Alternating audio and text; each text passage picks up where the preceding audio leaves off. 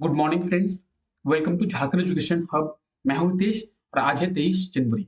23 जनवरी से झारखंड के जितने भी इंपॉर्टेंट करंट अफेयर्स बनेंगे उन्हें हम लोग देखने वाले हैं। तो चलिए क्लास को शुरू करते हैं और देखते हैं झारखंड के इंपॉर्टेंट करंट अफेयर्स को। झारखंड के करंट अफेयर्स को हम लोग बहुत ही डिटेल में कवर करेंगे। इस क्लास को आप लोग एंड तक देखिए और एंड में आपको एक क्वेश्चन भी पूछा जाता है जिसका आप लोग आंसर जरूर दें। और एंड में हम लोग झारखंड के प्रीवियस डे के कुछ इंपॉर्टेंट करंट अफेयर्स का भी रिवीजन करते हैं। तो इस क्लास को आप लोग एंड तक जरूर देखिए। इस क्लास का पीडीएफ आपको हमारे टेलीग्राम चैनल पे मिल जाएगा। टेलीग्राम चैनल पे सभी क्लासेस के पीडीएफ आपको एक साथ मिल जाएंगे और टेलीग्राम चैनल का लिंक नीचे आपको डिस्क्रिप्शन में मिल जाएगा। आप वहां से जाके टेलीग्राम चैनल को ज्वाइन कर सकते हैं। आप सभी लोग टेलीग्राम चैनल को मस्ट ज्वाइन कर ले, क्योंकि झारखंड की वैकेंसी से रिलेटेड जितने भी नोटिफिकेशन और अपडेट होते हैं वो आपको टेलीग्राम चैनल पे मिल जाते हैं। झारखंड की क्लासों के पीडीएफ भी आपको टेलीग्राम चैनल पे मिल जाते हैं, तो आप लोग टेलीग्राम चैनल को मस्ट ज्वाइन कर ले। तो चलिए चलते हैं हम लोग अपने पहले क्वेश्चन की ओर और देखते हैं हमारा आज का पहला क्वेश्चन। तो आज का हमारा पहला क्वेश्चन है, राज्य सरकार के द्वारा राज्य के कितने छात्रों को टैब और रोजाना 2 GB डाटा 1 साल के लिए उपलब्ध कराई जाएगी? इसका सही आंसर क्या होगा? इसका सही आंसर होगा ऑप्शन सी 21,000। राज्य सरकार द्वारा राज्य के 21,000 छात्रों को एक टैब और रोजाना 2 GB डाटा 1 साल के लिए उपलब्ध कराई जाएगी। तो इसका ऑप्शन सी बिल्कुल सही आंसर हो जाएगा। तो चलिए जानते हैं इसके बारे में। राज्य में कल्याण विभाग के 136 आवासीय विद्यालयों के 21,000 छात्रों को राज्य सरकार के द्वारा एक टैब और रोजाना 2 GB डाटा 1 साल के लिए उपलब्ध कराई जाएगी। इस योजना का लाभ राज्य में अनुसूचित जनजाति, अनुसूचित जाति और पिछड़ा वर्ग यानी ओबीसी के छात्र ले सकते हैं।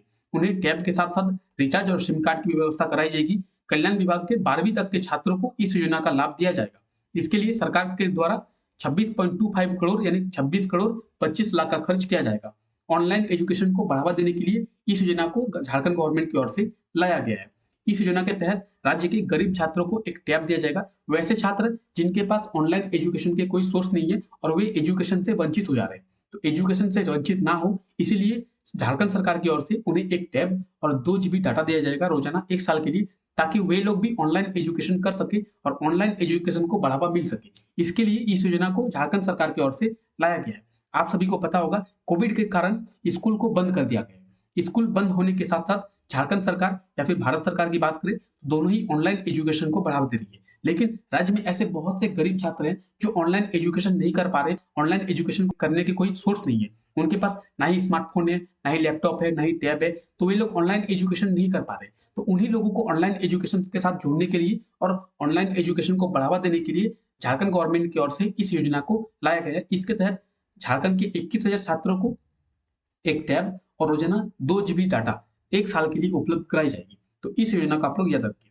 अब देखिए झारखंड सरकार, तो झारखंड सरकार के मुख्यमंत्री कौन है? हेमंत सोरेन झारखंड सरकार के मुख्यमंत्री है। ये हमारे लिए इंपॉर्टेंट है, लेकिन इनसे भी ज्यादा इंपॉर्टेंट इनकी पार्टी है हमारे लिए, क्योंकि झारखंड के एग्जामों में सीधे ये प्रश्न पूछा जाता है कि झारखंड के वर्तमान मुख्यमंत्री कौन से पार्टी के हैं। तो झारखंड के वर्तमान मुख्यमंत्री जेएमएम पार्टी के हैं, यानी झारखंड मुक्ति मोर्चा के हैं।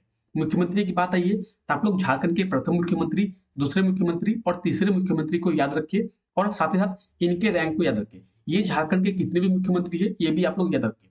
तो चलिए इन सभी चीजों को देखते हैं। झारखंड के एग्जामों में सीधे प्रश्न पूछा जाता है कि हेमंत सोरेन झारखंड के कितने भी मुख्यमंत्री है, तो इन सभी चीजों को आप लोग याद रखिए।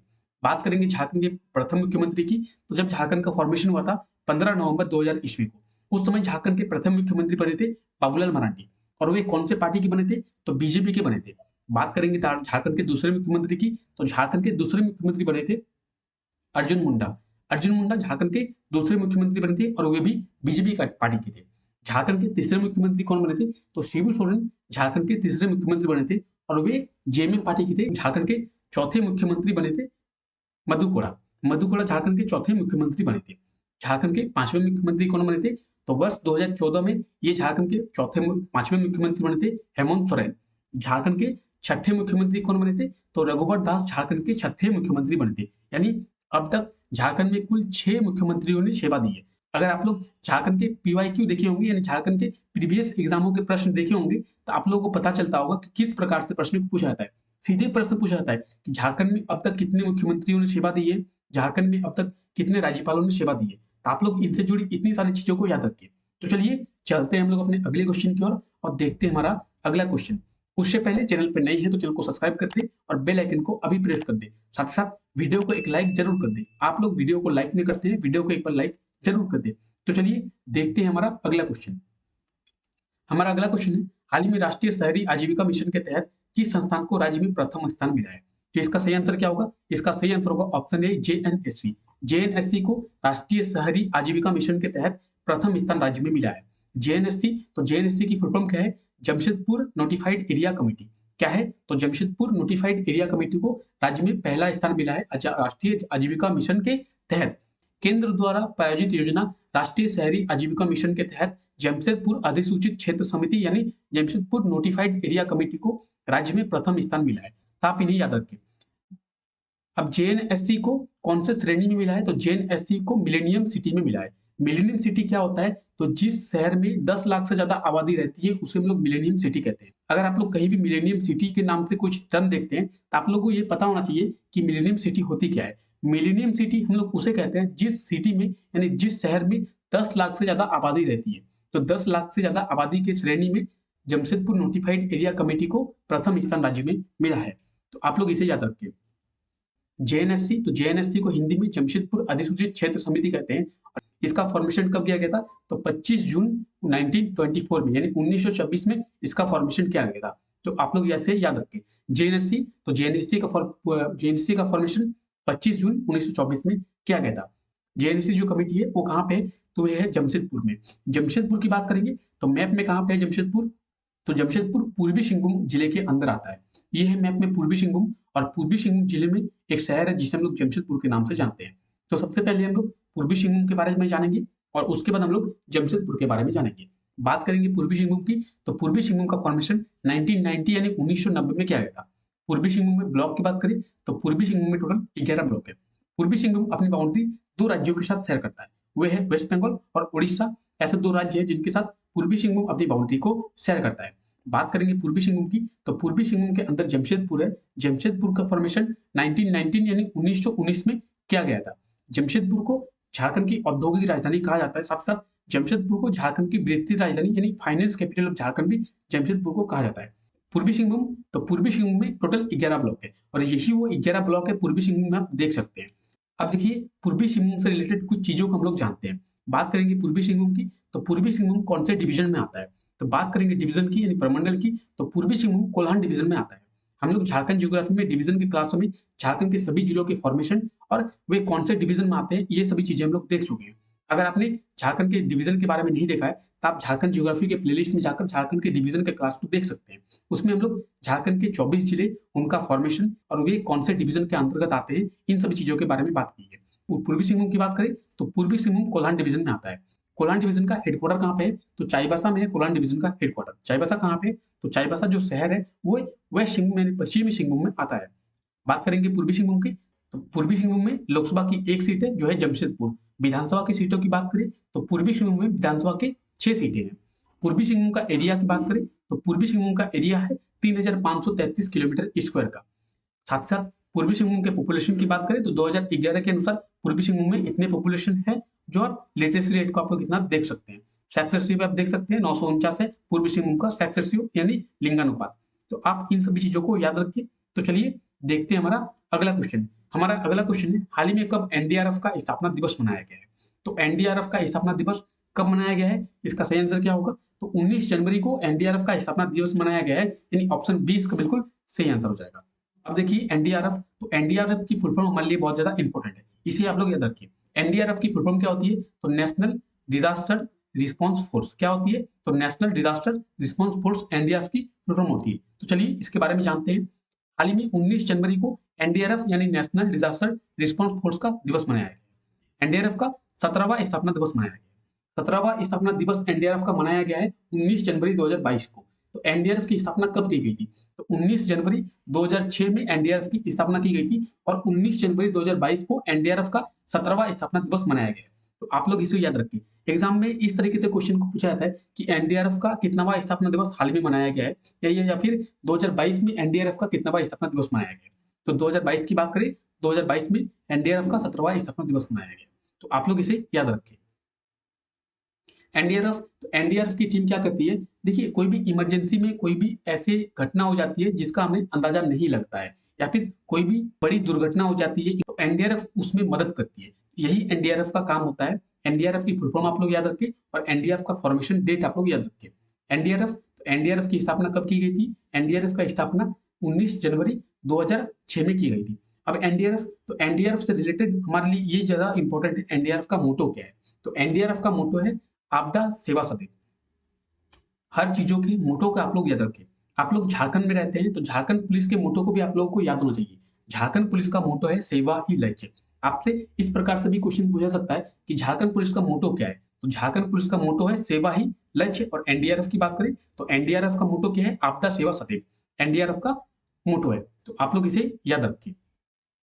हमारा अगला क्वेश्चन है, झारखंड के सभी शिक्षण संस्थानों को नैक की मान्यता लेने के लिए कितना समय दिया गया है?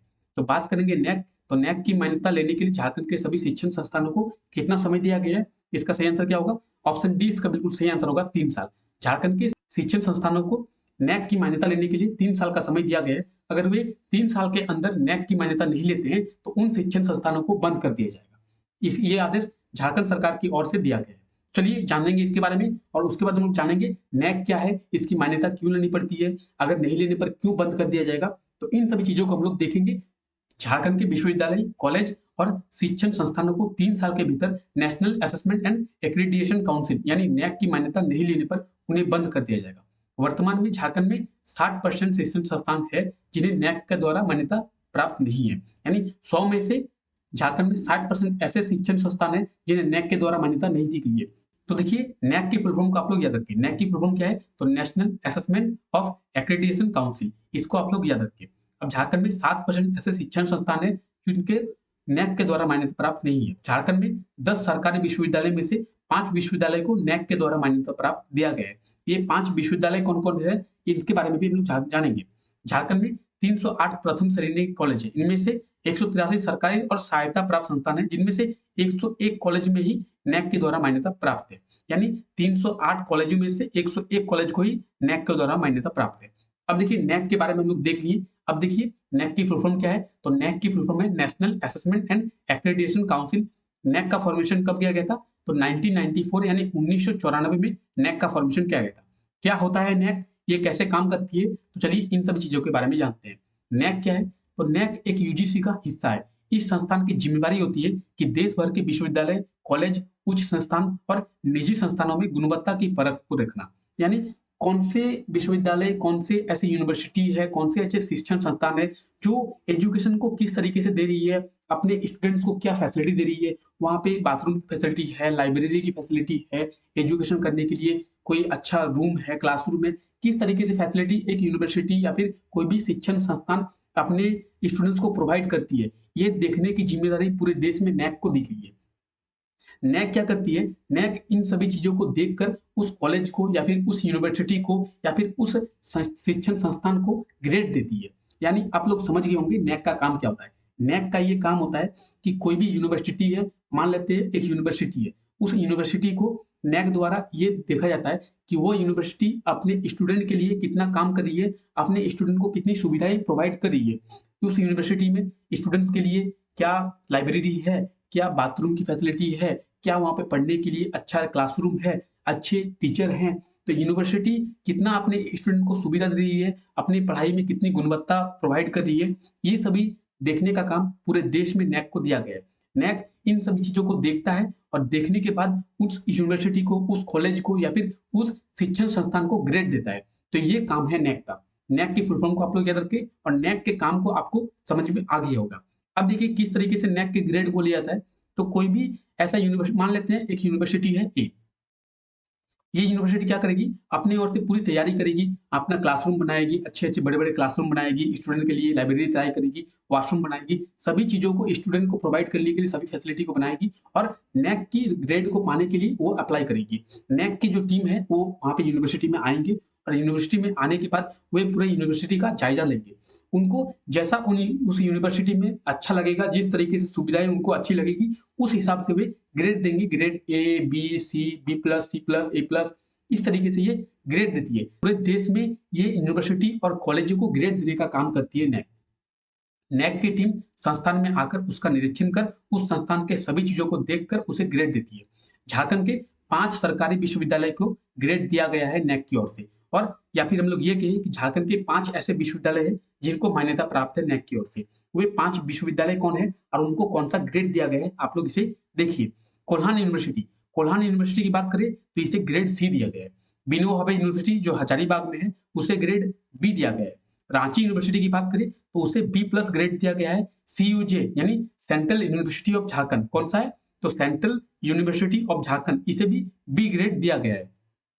साथ ही सिद्धू कान्हू की बात करें तो सिद्धू कान्हू यूनिवर्सिटी को सी ग्रेड दिया गया है। तो ये झारखंड के 5 ऐसे यूनिवर्सिटी है जिनको नैक के द्वारा मान्यता प्राप्त है। नैक, तो नैक का फुल फॉर्म आप लोग याद रखिए और नैक का स्टेबलाइज डेट आप लोग याद रखिए। 1994 में नैक को स्टेबलाइज किया गया था। हमारा अगला क्वेश्चन है, हाल ही में एयर इंडिया के नए सीएमडी किसे नियुक्त किया गया है। तो एयर इंडिया के नए सीएमडी की बात करें तो इसे किसे नियुक्त किया गया है, इसका सही आंसर क्या होगा, ऑप्शन ए इसका बिल्कुल सही आंसर होगा, विक्रम देवदत्त। विक्रम देवदत्त को एयर इंडिया के नए सीएमडी के रूप में नियुक्त किया गया है, यानी ऑप्शन ए इसका बिल्कुल सही आंसर हो जाएगा। तो चलिए जानते हैं इसके बारे में। हाल ही में एयर इंडिया के नए सीएमडी विक्रम देवदत्त को बनाया गया है, यानी ये 1991 बैच के आईएएस ऑफिसर है और इनको एयर इंडिया का नया सीएमडी नियुक्त किया गया है। हाल ही में एयर इंडिया को टाटा की कंपनी ने खरीद लिया है। टाटा की टेल्से कंपनी है, उन्होंने एयर इंडिया को 18,000 करोड़ में खरीद लिया है। इसके बारे में हम लोग पहले ही देख चुके थे, एयर इंडिया को टाटा ने खरीद लिया है। ये कौन है, तो ये है विक्रम देवदत्त और यही अभी एयर इंडिया के नए सीएमडी बने हैं। एयर इंडिया का स्टेबलाइज कब किया गया था, तो एयर इंडिया को 1932 में स्टेबलाइज किया गया था। एयर इंडिया के नए सीएमडी कौन बने, तो यही अभी एयर इंडिया के नए सीएमडी बने हैं, विक्रम देवदत्त। तो इन्हें आप लोग याद रखिए। एयर इंडिया को किसने खरीद लिया है, तो टाटा ने एयर इंडिया को खरीद लिया है। 18,000 करोड़ में टाटा ने एयर इंडिया को खरीद लिया है, तो आप लोग इसे याद रखिए। आपसे पिछले वीडियो में ये क्वेश्चन पूछा गया था, हाल ही में जैक का अध्यक्ष किसे नियुक्त किया गया है। तो जैक के अध्यक्ष की बात करें, अनिल कुमार महतो को जैक का अध्यक्ष नियुक्त किया गया है और डॉक्टर विनोद सिंह को जैक का उपाध्यक्ष नियुक्त किया गया है। तो आप इन दोनों को याद रखिए। तो आज के लिए आपका क्वेश्चन है, राज्य में पेट्रोल पर सब्सिडी देने के लिए कौन सा ऐप लॉन्च किया गया है। जो भी इसका सही आंसर होगा आप लोग कमेंट करके आंसर दें और उसके बारे में डिटेल में लिखिए। तो चलिए झारखंड के प्रीवियस डे के कुछ इंपॉर्टेंट करंट अफेयर्स का रिवीजन करते हैं। इसमें हमारा पहला क्वेश्चन है, हाल ही में हॉकी के जूनियर इंडिया कैंप के लिए झारखंड के कितने खिलाड़ियों का चयन किया गया है। इसका सही आंसर क्या होगा, ऑप्शन डी इसका बिल्कुल सही आंसर होगा। हॉकी में जूनियर इंडिया कैंप के लिए झारखंड के 6 खिलाड़ियों का चयन किया गया है।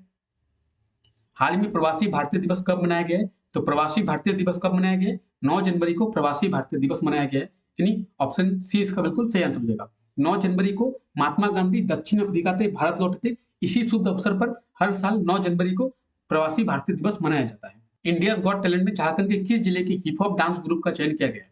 इसका सही आंसर क्या होगा, इसका सही आंसर होगा ऑप्शन ए रांची। इसका सही आंसर होगा ऑप्शन ए रांची। रांची के डांस ग्रुप का चयन इंडिया गॉट टैलेंट में किया गया है। किस देश ने कृत्रिम सूरज का निर्माण किया है, तो कृत्रिम सूरज का निर्माण किस देश ने किया है, हम लोगों ने पहले ही देखा था, चाइना ने कृत्रिम सूरज का निर्माण किया है, यानी आर्टिफिशियल सन का निर्माण किया है। तो इसका ऑप्शन सी बिल्कुल सही आंसर हो जाएगा, चाइना। चाइना अभी आर्टिफिशियल सन का निर्माण कर चुका है और उसका टेस्टिंग भी कर लिया है। हैदराबाद में चल रही एनटीपीसी नेशनल रैंकिंग आर्चरी प्रतियोगिता में महिला रिकर्व में कौन पहले स्थान पर रही है। तो इसका सही आंसर क्या होगा, इसका सही आंसर होगा अंकिता भगत। अंकिता भगत झारखंड की है और हैदराबाद में चल रही एनटीपीसी नेशनल रैंकिंग आर्चरी प्रतियोगिता में महिला रिकर्व टीम में अंकिता भगत पहले स्थान पर रही है। तो ऑप्शन ए इसका बिल्कुल सही आंसर हो जाएगा। तो चलिए आज के लिए हम लोग इतने रखते हैं। आई होप आपको वीडियो अच्छा लगा होगा। वीडियो अगर आपको अच्छा लगा है तो वीडियो को लाइक कर दे और कमेंट करके हमें बताएं कि वीडियो आपको कैसा लगा है। अपने दोस्तों तक वीडियो को जरूर शेयर करें। मिलते हैं नेक्स्ट वीडियो में, तब तक के लिए thank you, take care, bye bye.